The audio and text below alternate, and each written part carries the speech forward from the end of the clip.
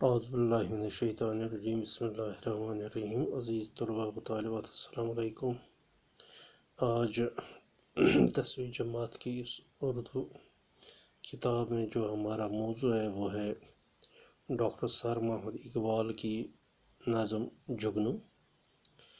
جگنو اس نظم کا عنوان ہے، تو اس کا پہلا حصہ آج ہم پڑھیں گے۔ جگنو جو عنوان ہے اس نظم کا، جگنو ہم اس کیڑے کو کہتے ہیں جو اڑتا ہے، یعنی اڑنے والے کیڑے کو ہم جگنو کہتے ہیں، جو رات میں جس کے جسم سے رات میں روشنی نکلتی ہے۔ رات کے اندھیرے میں جب جگنو ایک جگہ سے دوسری جگہ اڑتا ہے تو اس کے جسم سے روشنی نظر آتی ہے۔ ایک مشہور و معروف کیڑا ہے جس کا نام ہے جگنو۔ تو جگنو کے متعلق ڈاکٹر سر محمد اقبال نے یہ نظم لکھی ہے۔ اس کا پہلا شعر ہے: جگنو کی روشنی ہے کاشیانہ چمن میں، یا شمع جل رہی ہے پھولوں کے انجمن میں۔ کاشیانہ ہم کہتے ہیں ایک چھوٹی سی چونپڑی کو، انجمن کہتے ہیں محفل کو، یعنی کہ علامہ اقبال نے اس نظم جگنو میں کثرت میں وحدت کے راز کو پرتاثیر انداز میں بیان کیا ہے۔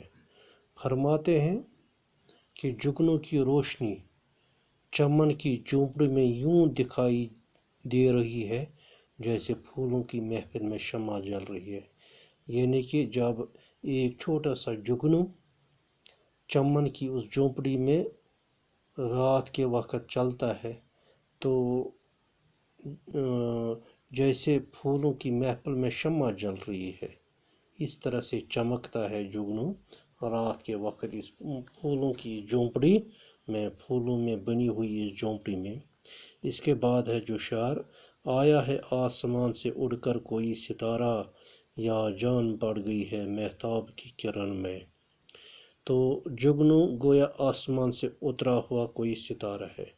جب رات کے وقت ہم جگنو کو دیکھتے ہیں تو ایسا لگتا ہے جیسے آسمان میں آسمان سے کوئی ستارہ اتر آیا ہے، یا یوں کہے کہ چاند کی کرن میں جان آ گئی ہے اور وہ ادھر ادھر بکھر رہی ہے۔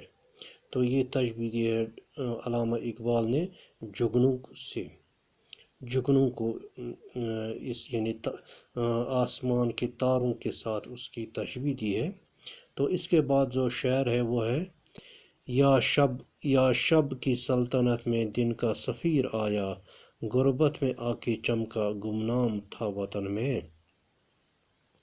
یعنی جگنو کو دیکھ کر یوں بھی محسوس ہوتا ہے کہ یہ دن یعنی روشنی کا سفیر رات یعنی اندھیرے کی سلطنت میں آیا ہے، یعنی یہ دن کا سفیر رات کے وقت اندھیرے میں اپنی سلطنت میں اپنی وطن میں آیا ہے اور اب پردیش میں آ کر خوب چمک رہا ہے، یعنی اب وہ اپنے وطن میں آ کر خوب چمک رہا ہے، ایسا دکھائی دے رہا ہے۔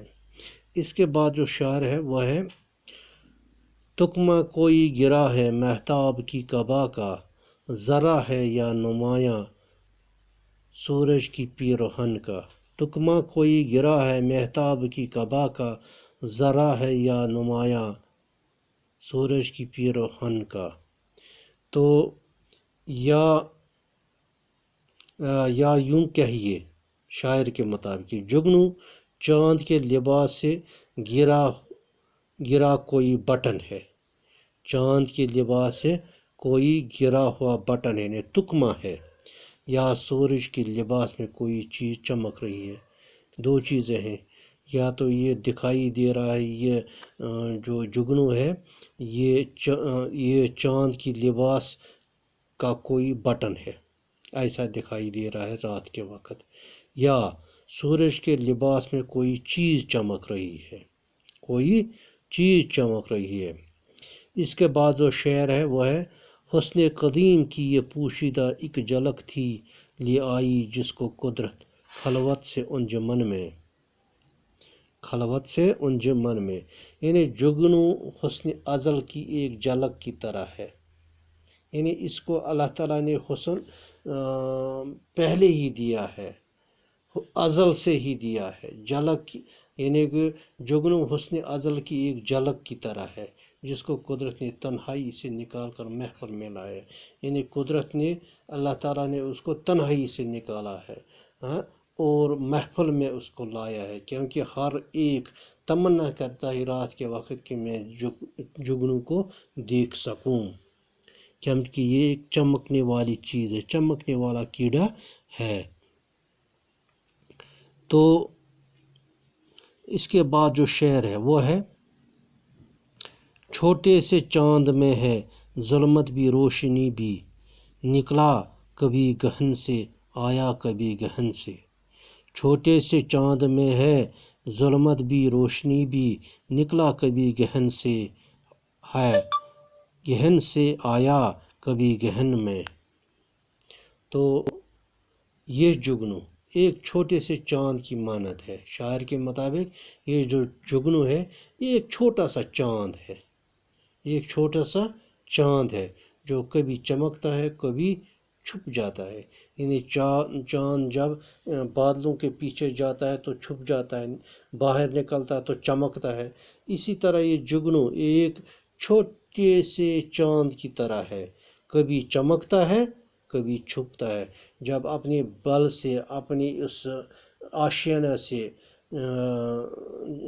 निकलता है तो चमकता है, जब छुप जाता है, घास में छुप जाता है, अपने बल में छुप जाता है, तो इसके बाद उसकी चमक नज़र नहीं आती है। इसके बाद जो शेर है वो है, परवाना एक पतंगा, जुगनू भी एक पतंगा, वो रोशनी का तालिब है ये रोशनी सरापा, ये रोशनी सरापा। यानी कि शायर परवाने और पतंगे का मवाजना करते हुए फरमाते हैं, यानी परवाने और पतंगे का मवाजना करते हुए फरमाते हैं कि परवाना भी उड़ने वाला एक कीड़ा है। परवाना जो एक शम्मा के इर्द गिर्द घूमता रहता है, और पतंगा भी उड़ने वाला एक छोटा सा कीड़ा है। पतंगा भी एक उड़ने वाला एक छोटा सा कीड़ा ही है। परवाना रोशनी का मतवाला है और पतंगा खुद दूसरे पाँवों तक रोशनी ही रोशनी है। यानी कि जो पतंगा है वो एक उड़ने वाला छोटा सा कीड़ा है, उड़ने वाला छोटा सा कीड़ा है। परवाना रोशनी का मतवाला है, ये मतवाला है, और पतंगा खुद सिर से पाँवों तक रोशनी, यानी उसको पतंगे को सर से पाँवों तक रोशनी ही रोशनी है। तो इसके बाद जो शायर है वो है, हर चीज़ को जहाँ में कुदरत ने दिलबरी दी, परवाना को तपिश दी, जुगनू को रोशनी दी।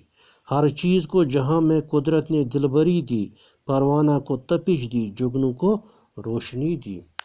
तो खुदा ने, इस शायर के मुताबिक खुदा ने इस दुनिया में जो भी चीज़ पैदा की उसको किसी न किसी खूबी और दिलकशी से नवाजा है, किसी न किसी खूबी और दिलकशी से उस चीज़ को नवाजा है। परवाने को तपिश दी, परवाने को जो एक शम्मा के इर्द गिर्द घूमता है, और जुगनू को रोशनी से नवाजा है। परवाना रोशनी के गिर्द मंडलाता है, परवाना जो होता है वो रोशनी के गिर्द मंडलाता रहता है और ख़ुद को आग में जला देता है। तो आखिरकार आप देखिए कि परवाना आखिरकार ख़ुद को भी उसी आग में जला देता है, जबकि जुगनू सर से पाँवों तक रोशनी ही रोशनी है। जबकि जो जुगनू छोटा सा कीड़ा है, सर से पाँवों तक सिर्फ रोशनी ही रोशनी है। तो अज़ीज़ तलबा तालिबात, ये था इस जुगनू नज़म का जो डॉक्टर सर महमूद इकबाल ने लिखी है, उसका पहला हिस्सा। तो आज इतना ही पढ़ेंगे, इंशाल्लाह कल इसका जो दूसरा हिस्सा है वो भी पढ़ेंगे। आज के लिए बस इतना ही, शुक्रिया।